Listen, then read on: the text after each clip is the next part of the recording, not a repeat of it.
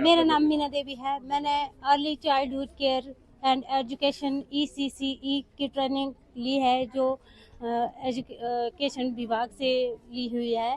इसमें जो बच्चों के विकास के लिए जो सरकार द्वारा चलाई गई है, संस्थाओं द्वारा, सरकार के द्वारा मान्यता प्राप्त एंड जो ये चला रही है भारत सरकार द्वारा, इसको मान्यता प्राप्त हुई है, जैसे जिसमें इग्नो के थ्रू करवाई जाती है। जब डिप्लोमा 1 साल का दे रही है सरकार, और पाठ्यक्रम बच्चों को स्कूल, प्री प्राइमरी में, प्राथमिक स्कूलों में, सब जगह पर उसी के थ्रू जो चलाए जाते हैं, तो टीचर वहाँ पर बाहर के क्यों आ रहे हैं? बाहर के टीचर वहाँ पे क्यों लाए जाएंगे?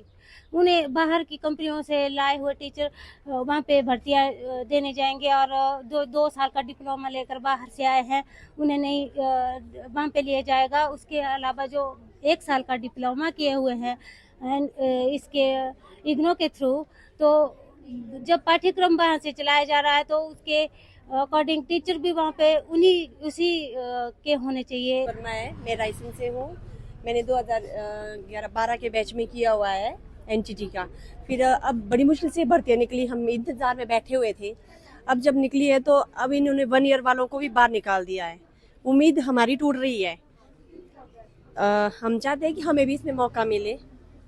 1 ईयर वालों को हमने इग्नू से की हुई है, अब इग्नू वालों को क्यों मौका क्यों नहीं दे रहे हैं ये? मेरा नाम मंजू ठाकुर है और मैं आनी से बिलोंग करती हूँ। तो जैसे कि हमारा आज NTT का इंटरव्यू के लिए बुलाया गया था, तो वहाँ पे जब हम इंटरव्यू के लिए गए थे तो वहाँ पे जैसे कि उन्होंने पहले ही कहा था वहाँ पे कि जैसे जो 2 ईयर वाले हैं वो अपने डॉक्यूमेंट सबमिट कीजिए, जो 1 ईयर वाले हैं वो यहाँ से चले जाइए। देन उनकी यहाँ पे कोई वो ना ज़रूरत है ना उनके डॉक्यूमेंट लिए जाएंगे। तो जैसे वहाँ पे फिर हम वहाँ से उतना वो था नहीं हमारे ना, एक कोई सिस्टमेटिकली था कि जैसे हम इंटरव्यू के लिए जाते हैं वहाँ पे कोई सिस्टम होता है हर एक चीज़, वैसा वहाँ पे कुछ भी नहीं था। मतलब पूरी भीड़ में थे बहुत सारे लोग। और उसके बाद जैसे हमारे को वहाँ से उन्होंने बोल दिया कि आप चले जाओ। और फिर थोड़ी देर बाद जैसे कि वहाँ पे कुछ और न्यूज़ रिपोर्टर वगैरह भी आए थे, तो वो भी हमारी बात, हमने उनको बोला कि हमारी यहाँ बात कोई सुन नहीं रहे हैं। तो उसके बाद उन्होंने कहा कि आपने जो करना है आप कीजिए, हम आपको नहीं लेंगे।